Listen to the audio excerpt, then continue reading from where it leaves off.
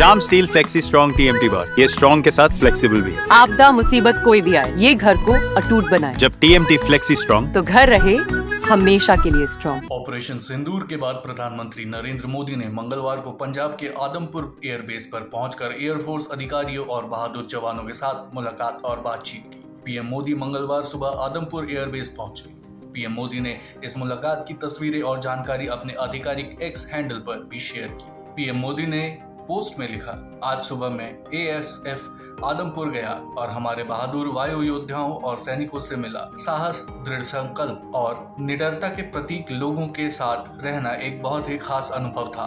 भारत हमारे सशस्त्र बलों के प्रति हमेशा आभारी रहेगा क्योंकि वे हमारे देश के लिए सब कुछ करते हैं। पीएम मोदी की वायुसेना के जवानों से बातचीत की कई तस्वीरें भी सामने आई हैं।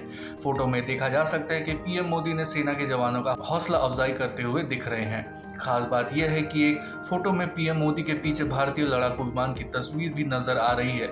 इसके ऊपर लिखा है, क्यों दुश्मनों के पायलट ठीक से सो नहीं पाते।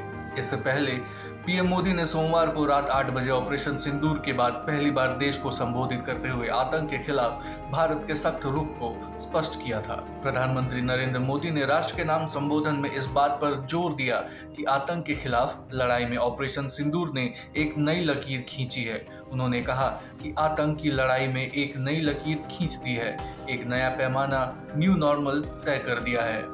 पीएम मोदी ने कहा कि पहला पैमाना यह है कि भारत पर आतंकी हमला हुआ तो मुंह तोड़ जवाब दिया जाएगा।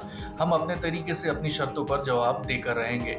हर उस जगह जाकर कठोर कार्रवाई करेंगे जहां से आतंक की जड़ें निकलती हैं। दूसरा पैमाना यह है कि कोई भी न्यूक्लियर ब्लैकमेल भारत नहीं सहेगा। न्यूक्लियर ब्लैकमेल की आड़ में पनप रहे आतंकवादी ठिकानों पर भारत सटीक और निर्णय प्रहार करेगा। प्रधानमंत्री ने कहा कि हमारा तीसरा पैमाना यह है कि हम आतंक की सरपरस्त सरकार और आतंक के आकाओं को अलग अलग नहीं देखेंगे। ऑपरेशन सिंदूर के दौरान दुनिया ने पाकिस्तान का वह घिनौना सच फिर से देखा, जब मारे गए आतंकियों की विदाई देने पर पाकिस्तानी सेना के बड़े बड़े अफसर उमड़ पड़े।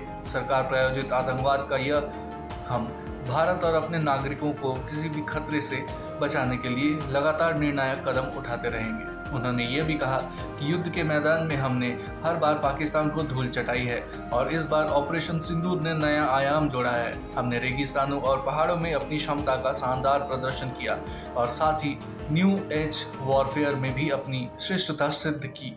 इस ऑपरेशन के दौरान हमारे मेड इन इंडिया हथियारों की प्रामाणिकता सिद्ध हुई। आज दुनिया देख रही है कि 21वीं सदी के वॉरफेयर में made in India defence equipments इसका समय आ चुका है।